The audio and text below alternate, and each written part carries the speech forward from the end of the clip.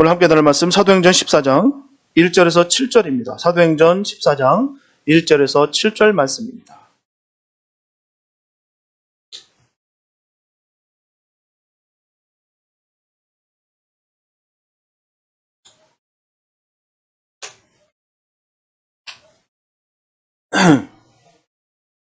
사도행전 14장 1절에서 7절입니다. 주님의 귀한 말씀 봉독해 올립니다. 이에 이고니온에서 두 사도가 함께 유대인의 회당에 들어가 말하니 유대와 헬라의 허다한 무리가 믿더라.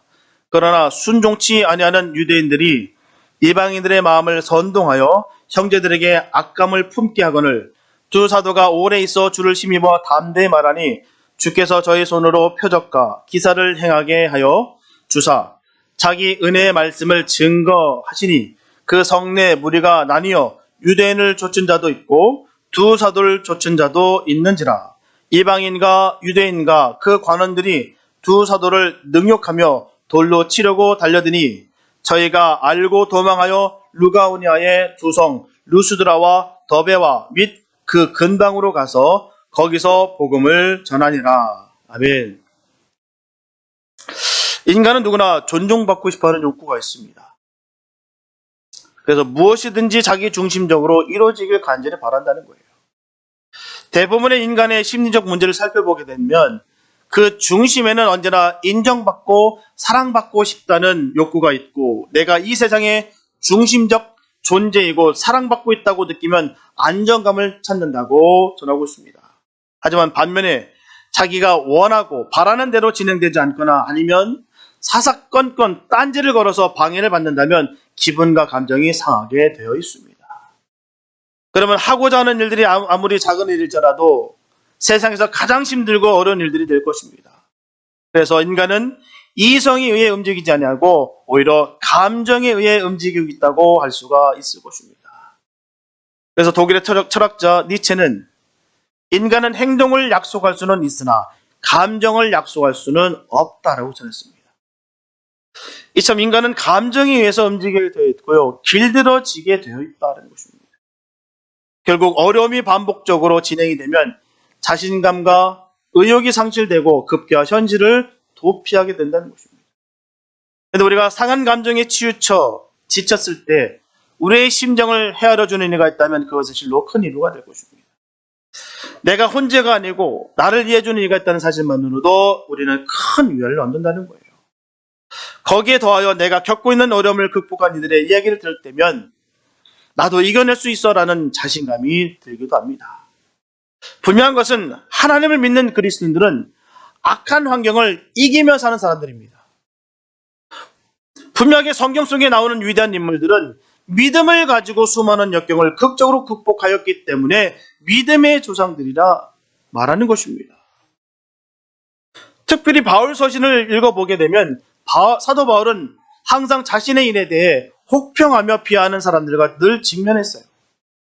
그래서 바울 서신의 곳곳에서 사도 바울이 이들의 행동에 인해 시리하고 있음을 엿볼 수가 있습니다. 자신의 상황을 자조적으로 표현하며 이야기합니다. 고린도후서 12장 11절에서 사도 바울은 고백하기를 내가 어리석은 자가 되었으나 너희가 억지로 시킨 것이니 라고 했어요. 이처럼 사도 바울은 자신을 향한 비난의 목소리를 참기가 어렵던 것이죠. 그는 복음을 위해 몸을 바쳤지만 자신의 열정에 대한 냉소적인 평가로 인해서 힘들었던 것입니다. 오늘 본문에서도 보게 되면 구부르솜에서 배를 타고 밤빌리아의 버가를 찾아갔던 바울의 일행이 대도시 버가를 그냥 지나친 채 목숨을 걸고 험산 줄령에 바로 타우루스 산맥을 넘어서 그 비시디아 안디옥을 찾아갔고 사도 바울이 그곳에서 최소한 수개월 동안 머물렀지만 결국 비시디아 안디옥에서도 쫓겨나게 됩니다. 그래서 비시디아 안디옥에서 쫓겨난 바울과 바나바는 이고니온으로 갔어요. 비시디아 안디옥에서 동남쪽으로 약 180km 떨어져 있는 이고니온에 이르기 위해서는 30개의 산을 넘어야 됩니다. 그 산 속에 로마 제국이 2000년 전 아무리 길을 잘 닦았던들 걸어서 30개의 산을 넘는다는 것은 결코 쉬운 일이 아닙니다. 사도 바울이 그 험한 길을 걸어서 이고니온으로 간 이유는 간단합니다. 그곳이 자신이 쫓겨난 비시대 안디옥에서 가장 가까운 소금이기 때문이에요. 2000년 전 사도 바울이 바나바와 함께 그 험한 산길을 걷고 또 걸어 찾아갔던 이고니온은 오늘날 이슬람 땅인 터키에서 코니아로 불리고 있습니다. 또한 이곳은 소아시아 반도의 교통의 중심지였어요. 군사적 중요성에서는 비시대 안디옥보다 더 귀한 곳입니다. 너무나 중요한 것이기 때문에 사도 바울이 찾아갔을 거예요. 그들은 여기서도 주로 유대인의 회당을 중심으로 복음을 전파했습니다. 그 결과 유대인들과 헬라인들의 많은 무리가 예수를 믿게 되었다라고 전하고 있습니다.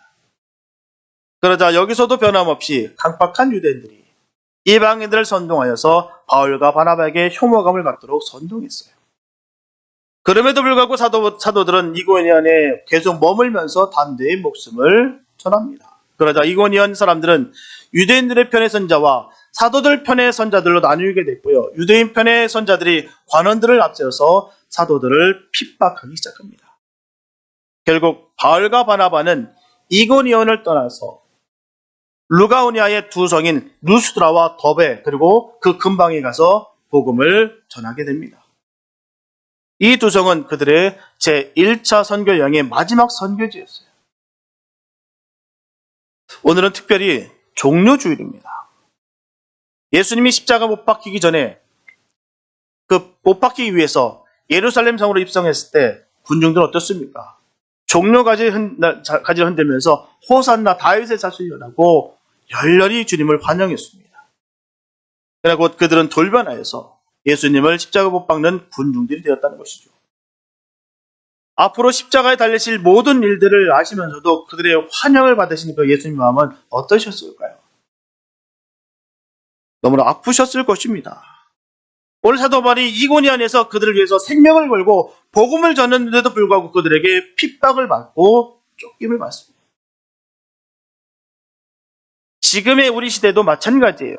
영혼을 사랑해 그들에게 말씀을 전하지만 자신들의 아집에 갇혀 주님의 사람들을 핍박합니다. 종려나무 가지를 흔들던 군중이 우리의 모습은 아닌지 다시 한번 점검하는 시간이 되었으면 참 좋겠어요. 그리고 오늘 본문을 통해서 이고니온에서의 선교 실황을 통해 어떤 상황과 형편에서도 반드시 복음을 전해야 되는 분명한 이유를 찾는 이런 시간, 복된 시간 되기를 간절히 소망합니다. 첫째, 전도는 지혜롭게 해야 된다는 것이죠. 본문 1절에 보면 이에 이고니온에서 두 사도가 함께 유대인의 회당에 들어가 말하니 유대와 헬라의 허다한 무리가 믿더라. 여기서 함께로 번역된 헬러 카타토 아우토는 평소와 같이라는 의미를 가지고 있어요. 이처럼 바울과 바나바의 전도 방법은 각 지방에 있는 유대 회당들을 돌면서 전도의 이용 장소로 삼았다는 거예요. 평소 사도 바울이 어느 곳을 가든 먼저 유대인 회당을 찾아서 복음을 전했던 것처럼 이고니온에서도 똑같이 사도 바울과 바나바는 그 유대인 그 회당을 찾아서 복음을 전했습니다. 그 결과 유대인과 헬라인의 허다한 무리가 복음을 믿게 되었다는 거예요. 이것은 그들의 첫 번째 선교 전략이었습니다. 이 선교 전략에 의해 그들은 유대인의 회당에서 가르치며 전도했어요. 이 선교 전략은 사도 바울의 제3차 선교 여행 때 에베소 회당에서 두란노 서원으로 쫓겨날 때까지 계속되었습니다. 그리고 그들의 두 번째 선교 전략은 전파하는 일과 가르치는 일과 그리고 친교하는 일이었어요. 이 두 번째 선교 전략에 의해서 교회는 유형적으로 설립됩니다. 그리고 그들의 세 번째 선교 전략은 유대인을 중심으로 선교하는 것이었어요. 그래서 사도 바울은 유대인의 회당을 찾아다니면서 선교했는데 그 근저에는 그의 뜨거운 동지가 흐르고 있었다는 것입니다. 여기서 우리는 사도 바울이 다분히 민족주의적이라는 느낌을 받게 됩니다. 하지만 그것을 단순히 편협한 민족주의가 아니었다는 것이죠. 그건 자연 발생적인 민족에서 비롯된 것이기 때문입니다. 그리고 물론 이것도 결과론적이긴 하지만 그것을 통해 어쨌든 많은 이방인들이 구원받았기 때문이에요.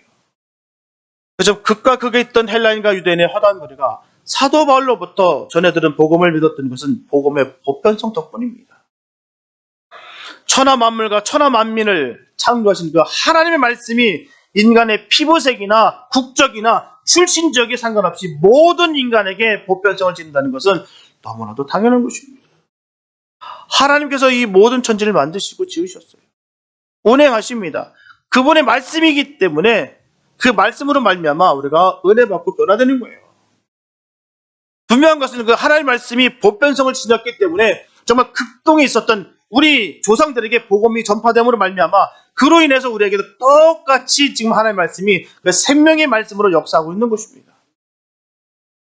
그래서 본문에서 유대와 헬라 허단 무리가 믿다라는 말씀처럼 많은 유대인들과 헬라인들이 예수 그리스도를 믿게 되었다는 것은 사도 바울의 선교 전략이 적중한 거예요. 전도는 분명히 중요합니다. 전도는 반드시 해야 되는 거예요. 전도는 주님의 몸된 교회가 감당해야 될 가장 기본적인 사명임과 동시에 교회가 부흥하고 성장하는데 가장 중요한 요소입니다. 전도는 반드시 해야 돼요. 그러면 어떻게 해야 효과적인 전도를 할 수 있을까요? 사도행전 2장에 보게 되면 주께서 날마다 구원받은 사람을 더하게 하시리라 라고 말씀하셨어요. 이는 전도의 주도권이 사람에 있지 않냐고 성령님께 있다는 것입니다. 수없이 많은 전도의 전략 기법이 있어요. 심지어 마케팅적 기법도 있습니다. 한 영혼을 구원할 수만 있다면 정직하고 윤리적인 기독교의 전통적이고 순수한 방법 내에서 어느 전도 방법도 가능하다고 봅니다. 그러나 문제는요, 성령의 역사가 있느냐라는 것이죠. 그 전도를 사람이 했느냐, 성령께서 했느냐라는 것입니다. 전도에서 실패를 거두는 가장 큰 이유 중 하나가 사람이 구원하려 하기 때문입니다. 사람의 말빨로, 인맥으로, 물질로, 여러 가지 수단과 방법으로 하려다 보니까 전도가 되는 듯 하지만 결국은 무너지고 만다라는 것이죠. 가장 효과적인 방법은 전도의 주도권을 성령님께 드리고 사람은 최선을 다해서 그 대상자를 사랑하고 인내하는 것입니다. 그것도 지속적으로 선한 관계를 맺어가는 거예요. 희생해야 되는 것입니다. 희생을 함으로 말미암아 사랑한다는 것을 느낀다는 것이죠. 아무리 말로 사랑한다 소용없습니다. 희생이 느껴져야 사랑하는 것을 느낀다는 거예요. 천국 복음의 핵심을 증거하고 교회에 출석하게 하는데 전도의 사명이 있는 것입니다. 교회를 쫓아내버리려고 하는 것이 아니라 불러 모아야 되는 것이죠. 그러므로 모든 일에 우리는 주님 은혜 가운데 계획을 잘 세워야 되는 것입니다. 주님께 지혜를 구하고 주님의 방법대로 주님의 은혜대로 하는 거예요. 성령 충만함으로 영혼을 사랑하는 마음에 친밀하게 계획을 세우고 성실하게 그 일을 수행해 나갈 때 하나님께서는 좋은 결실을 우리에게 허락해 주실 것입니다. 둘째, 전도는 상반된 특성이 나타나게 됩니다. 본문 2절에 보게 되면 그러나 순종치 아니하는 유대인들이 이방인들의 마음을 선동하여 형제들에게 악감을 품게 하거늘이라고 말씀하고 있어요. 이렇게 이고니온에서 유대인과 헬라인의 허다한 무리가 사도 바울이 전한 그 복음을 믿었지만 그러나 모든 유대인과 헬라인이 다 믿었던 것은 아닙니다. 복음을 거부한 유대인들도 있었어요. 그들은 자신들이 복음을 거부하는 것도 만족치 않았습니다. 저 사람 믿든지 말든지 난 상관없어. 저도 믿든지 말든지 난 안 믿으면 돼. 라고 여겼던 것이 아니라 적극적으로 반대하고 적극적으로 공격했다는 것이죠. 그들은 수적으로 우세한 이방인들을 선동하여서 복음을 전한 사도 바울과 사도 바울을 통해 복음을 영접한 그 이고니온의 그 그리스도인들에 대해서 바울과 바나바의 전도를 방해할 목적으로 이방인들을 선동하여 사람들에 대해 악감을 갖도록 공작했어요. 비시대 안독에서도 유대교 지도자 무리가 사도 바울을 시기하고 반박했어요. 그것도 모자라서 그들은 비시대 안독의 그 귀비인들과 유력자들을 선동하여서 바울과 바나바를 박해하게 했을 뿐만 아니라 그 두 사람을 아예 비시대 안독에서 쫓아버리고 말았습니다.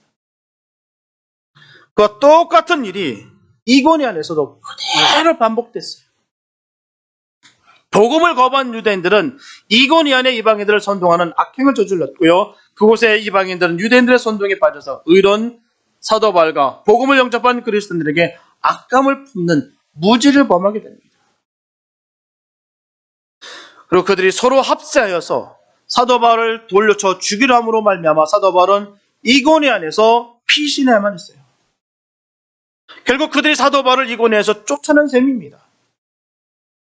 여기서 심하게 놀라운 것은 있습니다. 장소와 사람은 바뀌었는데 비시대 안쪽에서 일어나는 일들이 판에 바뀐 듯이 그대로 똑같이 이 이고니안에서 그대로 반복됐어요. 신기하고 놀랐습니다. 마귀에 쓰임 받는 사람이 언제라도 있다는 거예요. 자신이 몰라서 문제입니다. 저 역시도 마찬가지예요. 저도 언제나도 내가 스스로가 마귀 역사가 나타날 수 있습니다. 왜요? 시기하고 질투하는 마음 가운데 주의 일들이 안 되길 바라는 그 조그만 마음을 품는 것 자체가 바로 마귀 짓입니다. 1절에는 말씀드렸다시피 유규성 목사님도 그때 설교 통해서 말씀 전했습니다. 다른 목사가 설교 죽 썼으면 좋겠다고. 그래야 내가 돋보이길 원해서. 그러니 내가 마귀 없구나. 그렇게 스스로 증언하시더라고요. 고백하시더라고요. 사랑과 용서를 전하는 것이 예수님의 정신입니다. 하지만 미워하는 마음과 분열을 유발하는 것은 너무나 악한 거예요. 여기서 중요한 것은 유대인들이 예수 그리스도의 복음을 반대하는 데에서 우리는 유대교와 기독교의 아주 상반된 특성을 우리가 알게 됩니다. 유대인들은 하나님께서 그들을 특별히 선택했다는 선민한 그 특권을 독점을 했다는 거예요. 그래서 이 민족에 대해서 너무나도 배타적이었고 폐쇄적이었어요. 그러나 기독교인들은 처음부터 하나님의 은혜의 문을, 즉 이 구속의 문을 만민들에게 활짝 개방했습니다.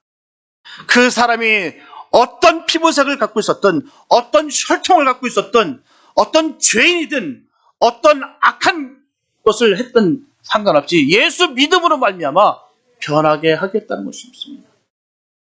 그 문을 좁게 만드는 것이 아니라 활짝 열어서 예수 믿음으로 말미암아 다 구원시키기 원했다는 거예요. 여기서 유대인과 기독교인의 차이가 거기 있는 것입니다.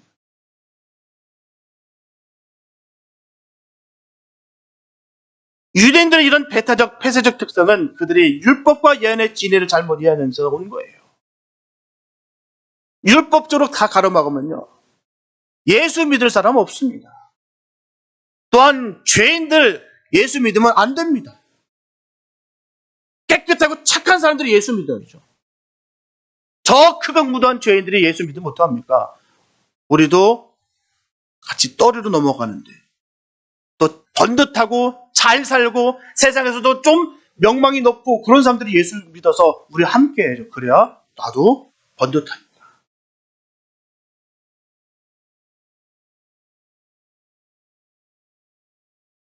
사람은 누구나 좋은 것은 자신만 갖기를 원해요. 그래서 좋은 것은 감추고 나쁜 것은 다른 사람들에게 다 떠넘깁니다. 이스라엘 역사는 하나님께서 아브라함을 부르신 것부터 시작됐어요.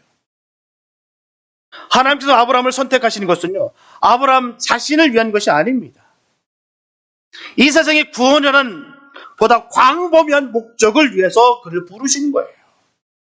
그러니까 특별해서 훌륭하기 때문에 아브라함이라는 사람 개인으로 한번 평가해 보십시오. 어떤 세상 말로 어떤 인간인지요. 믿음의 조상이라는 말을 들을 만한 인간인가요? 위기 상황 되니까 자기 마누라까지 파는 사람입니다. 수단과 방법을 가리지 않는 그런 사람이었어요. 그리고 그는 아버지 밑에서 우상 만드는 그런 일을 했던 사람입니다.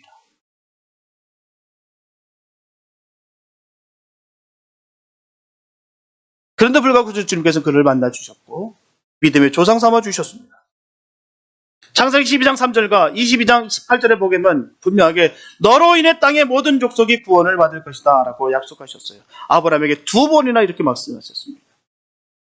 그리고 이 말씀은 거듭하여 이삭과 야곱에게 선포되는데 이는 열국에 대한 하나님의 지속적인 관심의 편임이 명백합니다.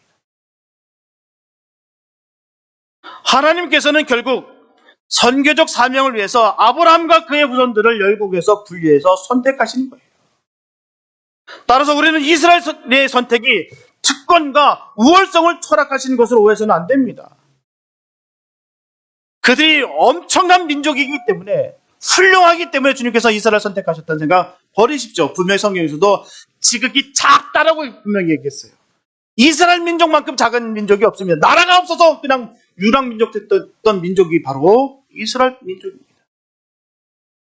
이스라엘 선택의 목적은 한마디로 이방의 구원, 즉 선교에 있는 거예요. 그래서 이스라엘 백성들만 하나님의 백성이 아니라 복음을 받아들이면 모든 사람이 하나님의 백성이 되는 거예요.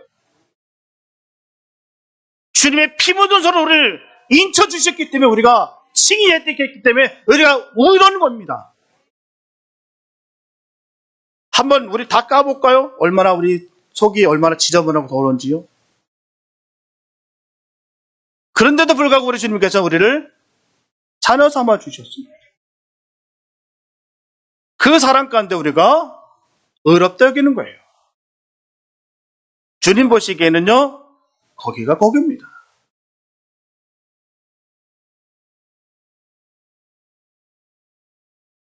BCD 한족에서도 이권에서도 복음이 들어가기 전까지 그곳 사람들은 다 똑같은 사람들이었어요.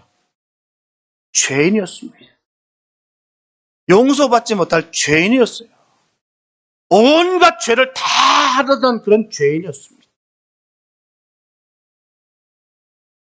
일단 복음이 들어가자 그 복음 앞에서 사람들은 믿음의 사람과 불신의 사람, 진리의 사람과 비진리의 사람으로 확연하게 구별됐다는 것이죠.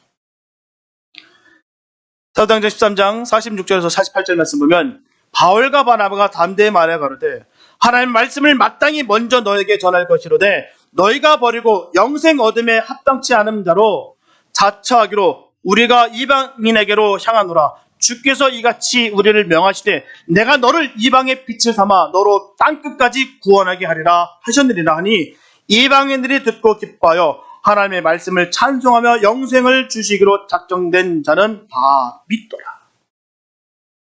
이처럼 복음 앞에서는 영생을 주시기로 작정된 사람과 아닌 사람이 명확하게 구별되는 거예요. 바로 이것이 복음의 심판성입니다. 아무리 말씀을 들었는데도 불구하고 전혀 변화되지 않은 사람이 있는 반면에 정말 지나가다가 그 말씀 하나 읽었는데도 불구하고 확 변화되는 사람이 있다는 것이죠. 은혜 받은 것이 복입니다. 그래서 복음의 심판은 인간의 이성과 판단을 초월하는 거예요. 아무리 내 지식적으로 접근해서 주님의 말씀을 깨닫는 건 아닙니다. 말씀 모르는 사람이 있어요? 그래도 어느 정도 다녔다는 사람들 말씀 다 합니다. 다 들은 시참말로 풍월이 있어요. 들은 거는 있어요. 아는 것과 믿는 것은 다릅니다.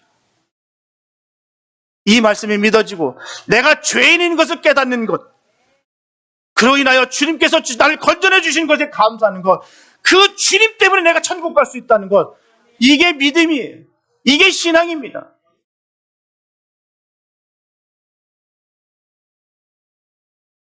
평소 진리의 사람 같아 보이는데도 복음을 완강하게 거부하는 사람이 있는가 하면 진리와는 전혀 무관해 보이는 강도나 살인자가 복음을 영접하고 믿을 수도 있기 때문이에요. 우리에게 임한 복음 앞에서 복음을 거부하는 불신의 자리가 아니라 복음을 영접하고 믿는 그리스도의 자리에 서 있게 될 줄로 믿습니다. 그게 복된 거예요. 분명 그것은 이것이 우리 자신의 노력이나 의지의 결과가 결코 아닙니다. 그래서 하나님께서 우리에게 일방적으로 베풀어 주신 은총이에요. 우리를 의롭다 여겨주신 것입니다. 그럼 우리는 구원에 관한 한 오직 하나님께만 모든 감사와 찬양과 영광을 돌려야 될 줄로 믿습니다. 셋째, 전도는 어떠한 핍박과 고난이 있어도 반드시 해야 됩니다. 본문 3절에 보면 두 사도가 오래 있어 주를 힘입어 담대히 말하니 주께서 저희 손으로 표적과 기사를 행하게 하여 주사 자기 은혜의 말씀을 증거하시니. 이렇게 사도 바울과 바나바는 오랫동안 이고니아에서 머물면서 자신들을 배척하려는 무리에 선동하는 악행에도 전혀 개의치 않고 주님을 위해서 담대히 복음을 전했어요.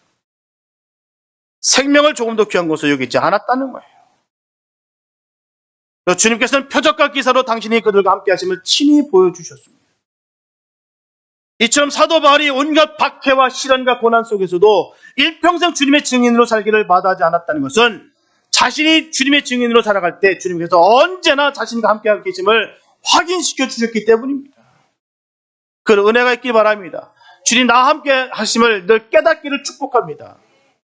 이걸 모르니까 내가 주님의 사람인지 세상의 사람인지 헷갈리고 살아가는 사람도 얼마나 많은지 몰라요. 참 많은 사람들이 속습니다. 이 코로나 때문에, 이 팬데믹 때문에 세상이 다 변했어. 이제는 다 변했어. 저도 약간은 거기에 대해서 많이 생각했어요. 아닙니다. 속지 마십시오. 세상이 변한 게 아니라 내가 변한 거예요. 내가. 자신이 변한 거예요. 자신이. 나태해진 거예요. 회복되시기 바랍니다. 코로나 무섭다고 하면서 다 다니면서 교회는 안 나와. 기도의 자리는 안 와. 예배 자리는 안 와. 속지 마십시오. 세상이 변한 거 아닙니다. 자기가 변한 거예요. 내가 변한 거예요. 내가 나태해진 거예요. 핑계 대지 마시기 바랍니다.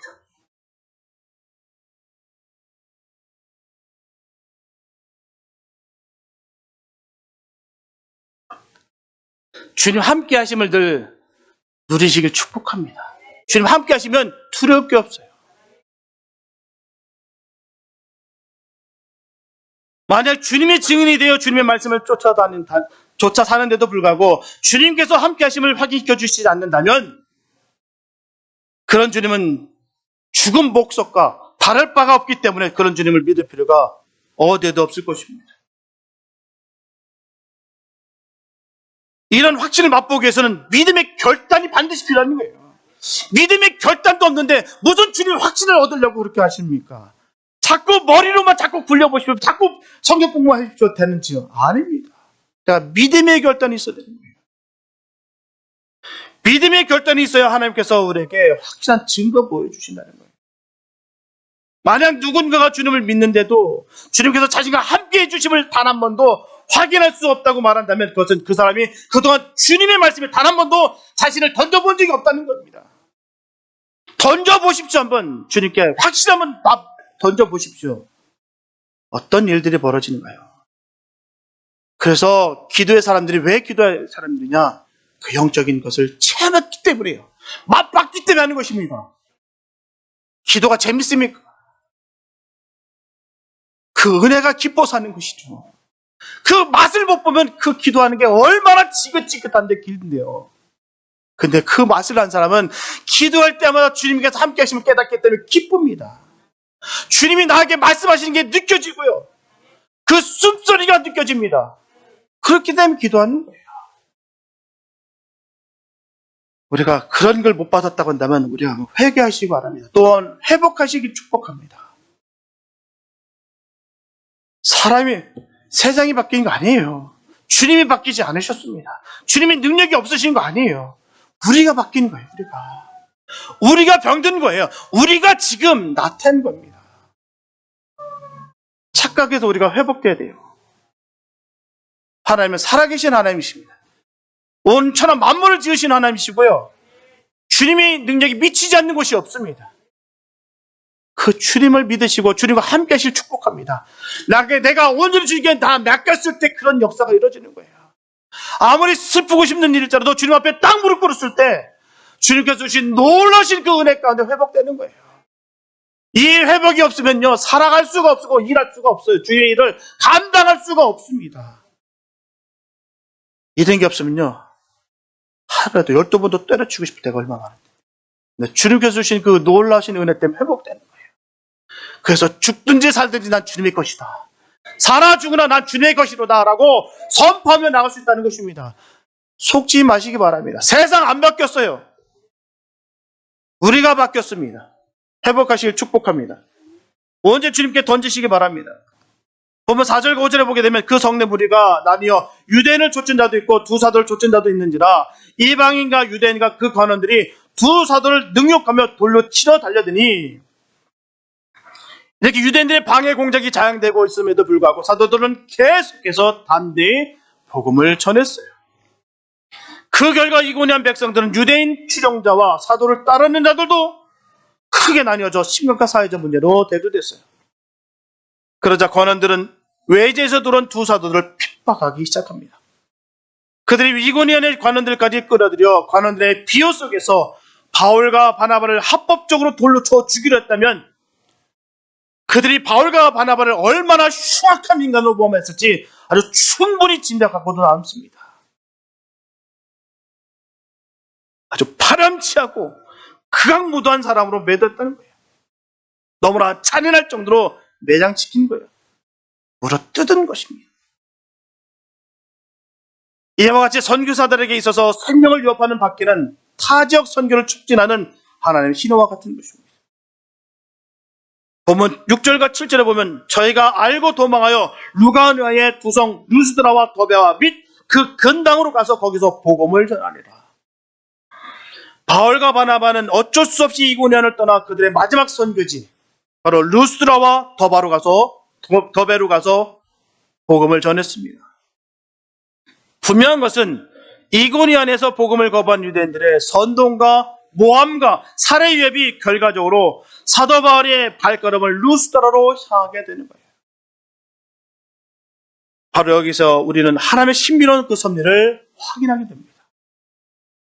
사도 바울이 이고니온에 더 있으려 했어도 주님께서는 루스드라로 보내셨을 거예요.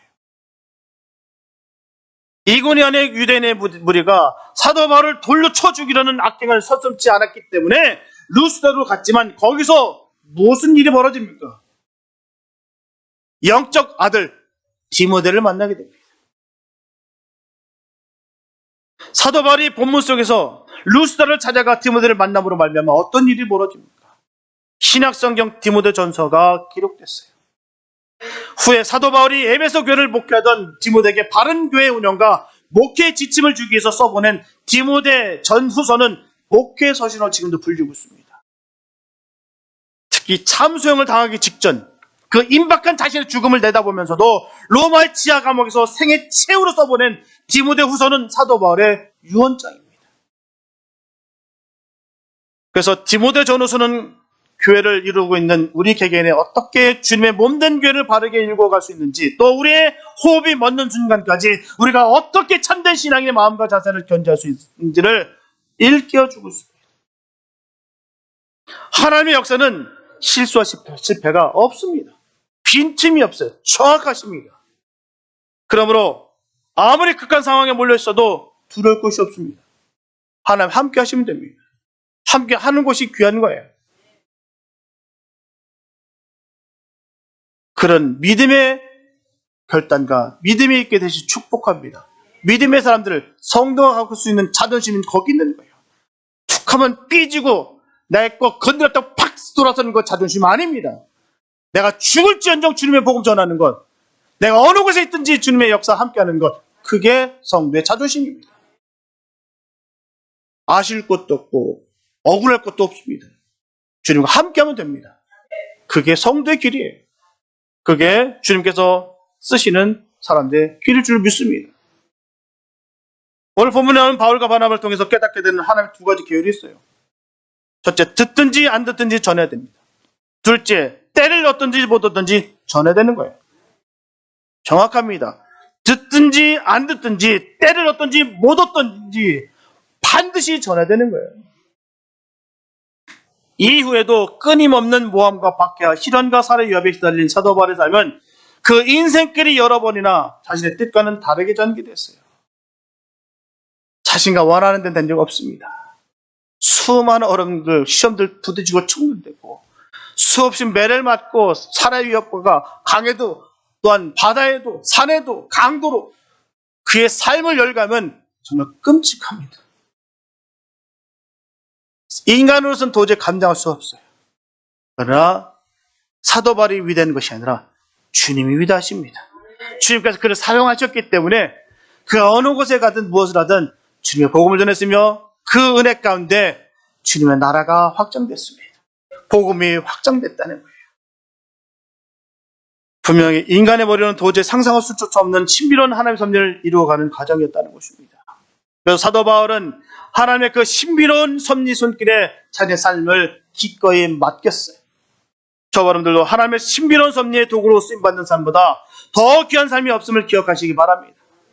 주님께 모든 것을 다 맡겨드리는 삶을 살아서 영혼군에 대해 최선을 다하는 주님의 사람들 되시기를 예수님의 이름으로 축복합니다. 사랑하는 성도 여러분, 요한복음 16장 33절을 보게 되면 세상에서는 너희가 환난을 당하나 담대하라, 내가 세상을 이겼노라. 그 주님을 믿으시기 바랍니다. 주님이 이기셨어요.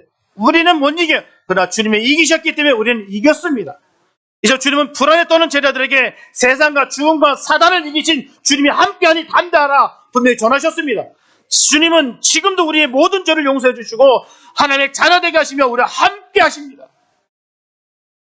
사도행전 18장 9절과 10절에 보게 되면 후에 사도 바울이 고린도에서 예수님을 증언할 때 많은 대적의 비방을 받게 되었을 때 밤에 주님께서 이렇게 말씀하셨어요. 주저하지 말며 잠잠하지 말고 말하라. 내가 너와 함께 있음에 아무 사람도 너를 대적하여 해롭게 할 자가 없을 것이니 이는 이 성중에 내 백성이 많음이라. 지금도 건져낼 영혼들이 얼마나 많은지 몰라요. 그 성읍에 흩어져 있는 많은 길 잃어버린 영혼들이 얼마나 많은지 모릅니다. 지금도 우리는 그 영혼들을 건지러 가야 돼요. 어떤 시험과 환난과 핍박과 고난이 온다 할지라도 우리 그 영혼 건지러 가야 됩니다. 생명 전해야 되는 거예요. 죽이는 영이 아니라 살리는 영이 되어야 될 줄 믿습니다. 사람을 죽이지 마시고 사람을 살리는 영의 역사가 우리 가운데 이루어지게 되시길 축복합니다. 주님은 우리를 살리시게 오셨어요. 어떤 죄일지라도 용서하시고 우리를 숨으셨습니다. 그 사랑 가운데 거하시고 그 생명을 전하시기 바랍니다. 분명히 화나는 믿음의 성도를 낳기 위해 반드시 겪어야 할 진통이에요. 그래서 순교자의 피가 교회의 씨앗이 된다는 말이 있습니다. 그런데 그 환난 중에도 우리 믿음을 변치 않게 지켜주시고 굳게 하시는 분이 계십니다. 바로 오직 예수입니다. 예수가 그 힘을 주시고 능력 주시는 거예요. 바울과 바나바는 주님께서 환난 중에도 항상 그들과 함께 하신다는 것을 온전히 믿었습니다. 오늘 종료주를 맞아서 세상의 모든 환영을 받으며 십자가를 지시러 그 예루살렘 성으로 입성하셨던 그 예수님을 더 묵상하시기 바랍니다. 어떤 심정이었던지 어떤 마음이었는지를 우리가 꼭 묵상하시기 바랍니다. 그리고 그 고난의 십자가를 지심으로 우리를 구원하신 그 사랑을 더 묵상하시기 바랍니다. 세상에 아무리 거센 풍파가 있다 할지라도 주님이 바라보는 믿음을 나가면 주님의 십자가를 사랑을 우리 온전히 전하시기 바랍니다. 내 삶의 의식을 분명히 하여서 기도하심으로 말미암아 하나님의 뜻과 때를 아는 그 지혜로운 자 되어서 주님의 복음을 담대하게 전하시기를 축복합니다. 하나님의 의위와 사랑과 복을 다 받아 누리는 복된 주님의 성도들 되시기를 축복합니다. 성령님께서 우리를 인도하시며 보호하여 주신다는 것을 절대로 잊지 마시고 그 인도하심대로 살 수 있기를 축복합니다. 그로 인해 모든 삶의 처소에서 전도적 삶을 이루는 저와 여러분들 다 될 수 있게 되시기를 예수님의 이름으로 축원합니다. 기도합니다. 사랑해 주님 감사합니다. 아버지, 주님의 은혜로 우리가 살아갑니다.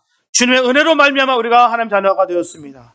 어찌 감사치 못할 수가 있겠습니까? 하나님, 너무나도 감사하고요. 주님의 은혜 가운데 우리가 살아갑니다. 하나님, 어떤 풍파와 고난이 있다 할지라도 주님의 복음을 선포하며 저 잃어버린 영혼들에게 생명을 전하는 삶 되기 원합니다. 끝까지 주님 충성하며 감사하며 믿음을 지켜 나갈 수 있는 우리 모두가 되게 하여 주시옵시고 주님께서 주신 그 능력으로 우리가 살아가게 하여 주시옵소서. 정말 기름통에 빠져 호적거렸던 까마귀 같은 인생이었습니다. 하나님, 그런 인생이었던 우리를 하나님 그 보혈의 피로 우리를 깨끗이 씻겨주시고 하나님 자녀 삼아주시는 거 얼마나 감사한지요. 이 마음으로 하나님 세상 나가서 그 잃어버린 영혼들을 우리가 주님 선포하고 주님의 이름을 선포하고 주님 그 영혼들을 건지는 데 쓰임받는 우리 주님의 의의 병기가 되기 원합니다. 주님 우리를 사용하여 주시고 주님 역사하여 주시옵소서. 주께서 인도하심을 간절히 믿사옵고 우리를 원하신 예수님의 이름 기도했습니다.